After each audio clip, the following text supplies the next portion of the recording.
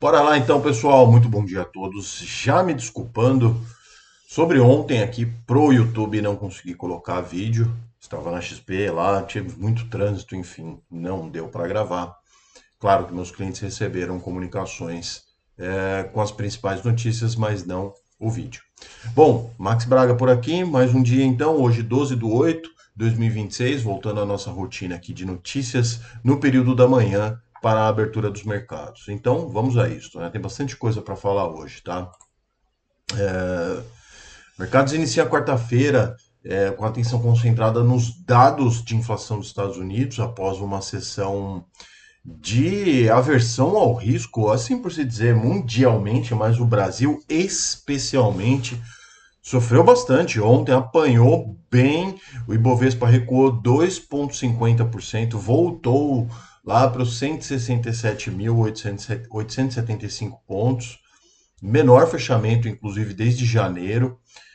Foi uma combinação de fatores que eu vou até detalhar um pouco mais depois dessa primeira passada, mas é preocupação com juros persistentes, nível elevado de incerteza eleitoral, piora na percepção dos ativos brasileiros. O JP Morgan, que é um grande banco mundial, reduziu a recomendação das ações brasileiras para neutro, então citou, entre outros fatores, desaceleração da nossa atividade assim como um todo, e também o próximo, o fim do ciclo de cortes de juros que acabou de começar, então, e é factível, então isso contribuiu e ontem foi um dia bem azedo no mercado brasileiro, tá? No campo macroeconômico, o IPCA ele avançou 0,07 em julho, o que ficou até abaixo do 0,16 de junho, e a projeção, a inflação, ela voltou ali para as bandas da meta, né? Era 4,64, foi para 4,44. Claro, né, pessoal, a inflação é a inflação de cada um, o que você consome, etc. Mas no indicativo, nos números aqui, é isso. E aí houve, né, alimentação e bebidas recuando 0,67 como o maior fator ali para contribuir com uma inflação menor agora no mês de julho, tá? E a ata do Copom, que saiu então, né, finalmente, revelou então uma postura ainda mais cautelosa, né? Banco Central reconheceu a moderação gradual da atividade brasileira, né? A perca de tração das empresas, etc. A desaceleração da inflação, como já falei, mas destacou que o mercado de trabalho ainda permanece aquecido e as expectativas da inflação em si, acima da meta. O comitê, inclusive, projeta, reforçando, já falei isso aqui uma vez, 5,1% de inflação em 2026, 3,8% em 2027 e 3,2% no primeiro trimestre de 2028. Tá? Então, a inflação, pelo Comitê de Política Monetária, só estaria próximo da meta, do centro da meta, em 2028. Então, tem ali, né, o documento fala da desancoragem das expectativas, ou seja, desesperança, né, de que as coisas estejam alinhadas para convergir para a meta. E eles evitaram, né, após a redução da taxa Selic, fornecer uma sinalização explícita sobre a próxima reunião. Deixou em aberto ali em que vai acompanhar os dados. Então, isso aí é complicado. Esse é um dos fatores da bolsa de ontem, tá? No exterior também, Wall Street teve um dia de queda, Dow Jones 0,34, S&P 500 0,32, Nasdaq 0,60. A questão por lá ficou realmente ali, tiveram novos ataques ali, né, lá no Oriente Médio, e aí essa relação de riscos voltou a pressionar o mercado. Também teve algum chacoalhão ali durante a sessão nas ações de inteligência artificial, mas já falo mais sobre isso, enfim. Né? Deixa eu mostrar aqui para vocês como que ficou, como foi o dia da bolsa ontem, né? Foi bem azedo, hein, pessoal? Bem azedo. Então, compartilhando aqui na tela com vocês, partimos ali dos 172 mil e ladeira abaixo. Foi o dia inteiro de queda. Não teve força nenhum momento o índice para tentar reagir. Maiores altas, maiores quedas estão na tela para conferência de todos. Bom, voltando aqui então, vamos lá, que ainda tenho mais uma outra questão para passar para vocês. Os índices no mundo, assim por se dizer, operam mistos, mais para o viés talvez positivo. Nos Estados Unidos, os investidores aguardando o CPI, que provavelmente vai determinar ali a direção das taxas no curto prazo. Bastante importante esse relatório. É, e o otimismo voltou a ser impulsionado pelos resultados da CoreWeave e da Supermicro Computer. Uma disparou 16% no aftermarket e outra 7,6% após ambas apresentarem números e de projeções acima da expectativa. Então, reforça mais um dia a inteligência artificial. Pode comprar. Não é recomendação, tá? Aí depois dá um dia de algum número não muito ok, pode vender. Também não é uma recomendação. Enfim, é a volatilidade da tecnologia. Falando em temporada de balanços, teremos hoje também, depois do mercado, do fechamento do mercado, a Cerebras e a Cisco. Tá? A Cisco também é empresa ligada à inteligência artificial, etc., tecnologia, tudo mais, TI, né? Dow Jones Futuro 0,04, perdão, Nasdaq Futuro 0,15, Nasdaq, não, vamos voltar.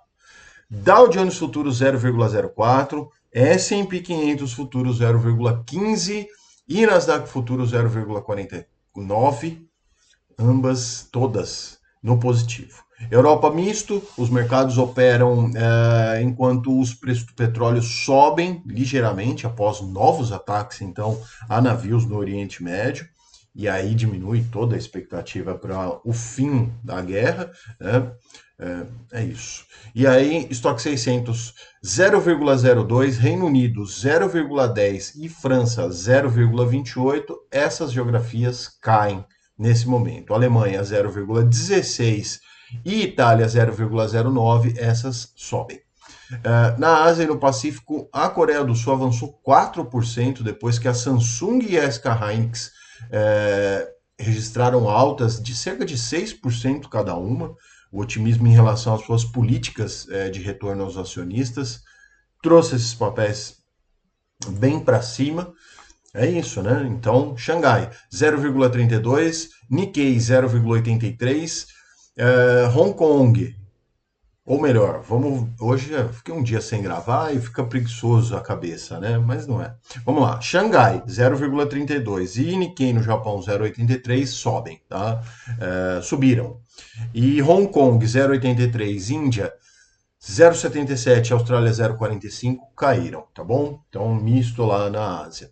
Commodities, petróleo opera em alta, sexto dia consecutivo, devido ao ceticismo em relação a um possível acordo, já falei bastante sobre isso. E o minério de ferro fecha ali positivo, mais perto da estabilidade, por conta também de um tufão lá na China, paralisando obras, né, de infraestrutura, mas isso também nem tem tantas assim agora nesse momento. E, enfim, teve um aumento de compras lá que deu algum suporte para o preço, mas acabou quase no 0 a 0.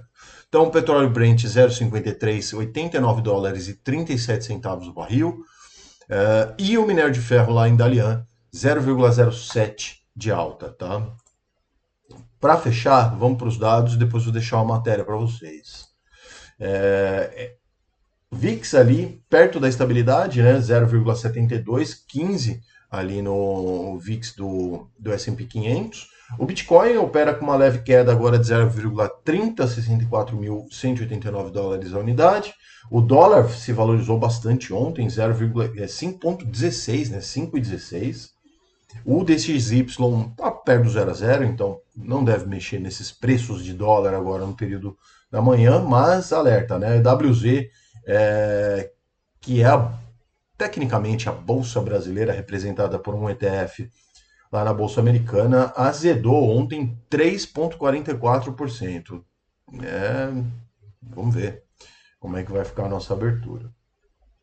E aí essa matéria eu vou deixar para vocês. Tem bastante coisa aqui para ler, tá? 5,5 bi em uma semana, o que explica a debandada de estrangeiros da B3 em agosto. Tá? Então, isso corrobora um pouco com o que eu já falei, que são os riscos políticos, o risco fiscal do Brasil. Alguns gestores e o pessoal estrangeiro também não muito satisfeito para onde está o direcionamento da nossa corrida eleitoral, né? Então, todas essas incertezas juntas, com os juros que a gente tem ainda, né? Os problemas que temos, os juros que temos, mesmo assim, não é o suficiente para segurar o investidor aqui, e isso afeta muito a nossa bolsa, tá? Então, eu vou deixar essa matéria para vocês darem uma olhada, porque sim, nós tivemos há um tempo atrás um bom avanço, né? A bolsa estava nesses patamares aí de 165 mil pontos, depois de bater os recordes, e é uma reversão, porque no primeiro semestre houve uma entrada de 33 bi de estrangeiros, né? E agora uma queda aí bastante grande, né? Fez o Ibovespa sofrer. Mas tem muita coisa dentro disso. Tá? Petrobras e Vale, né? Tem um grande peso nesse índice, então eles não vêm, né, tendo ali um bom desempenho. Petrobras sim sobe um pouquinho quando tem a questão do petróleo, aí quando cai, né, quando normaliza as coisas, cai, enfim. Vale vem pressionada pelo minério de ferro, que a gente acompanha todos os dias aqui também. Então, tem a questão da inteligência artificial, continua roubando aí investimentos, né? Muita gente despejando milhões e milhões de investimentos, também pessoas físicas, nesse setor. E, né, tem a questão eleitoral do Brasil, que ainda não está definida, e começa, né, a fazer preço, né? Então, a política começa a interferir e é um cenário que a gente vai precisar, de fato, ter muita resiliência até o final do ano. Mas, enfim, o Ibovespa já sentiu outras crises como essa, piores, etc. E estamos aqui, né? Outra coisa que foi muito relevante no dia de ontem foi o rebaixamento das ações brasileiras pelo JP Morgan. Ele trouxe para neutro, né? Então os argumentos já falei, né? E isso, sim, impacta bastante um banco como o JP Morgan, reduzindo a recomendação dos nossos papéis. Bom, vídeo um pouco mais longo hoje, espero que vocês tenham gostado. Claro, se inscrevam aí no canal, deixem seu like, comentem as notícias, por favor, na caixa de comentários. E claro, quem quiser me acompanhar ou saber mais do meu trabalho de assessor de investimentos, por favor, meu e-mail particular na descrição do canal, tá? Terça-feira que vem tem essa bagunça de novo, o curso não terminou ainda, são mais 2 terça-feiras. É um curso bastante interessante de ETFs, tá? O primeiro do Brasil, o ETF Lab, e conhecimento sempre é bom, né? É isso. Muito obrigado a todos, um bom dia, bons negócios, tchau.